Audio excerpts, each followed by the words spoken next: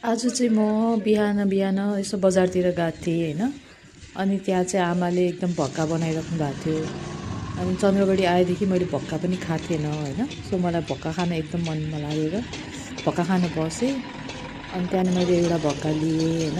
अनि भक्का चाहिँ हजुरको चामलको पिठोबाट बन्छ है। अनि यो चाहिँ 10 रुपियाँ जाने भक्का हो होइन, जो 10 रुपिस मात्रै। अनि यसको माथिबाट अचार हालिदिनु भएको थियो आमाले, रेड कलरको टमाटरको अचार होइन, टमाटरको। सो मैले चाहिँ त्यहाँ बसेर मजाले एउटा भक्का खाएँ। एकदम मिठो थियो है, एकदम स्वादिलो, एकदम हेल्दी, फ्रेस होइन, तातो। बिहान बिहान खानालाई ब्रेकफास्टमा एकदम राम्रो हुने है। सो मैले चाहिँ त्यहाँनिर आफ्नो एउटा भक्का सिद्धाएँ। त्यसपछि आमालाई अरू भक्का पनि प्याक गर्न लगाएँ घरमा लिएर आउनको लागि होइन। सो मैले प्याकिङ पनि घरमा ब्रेकफास्ट हुन्छ भनेर लिएर आएँ।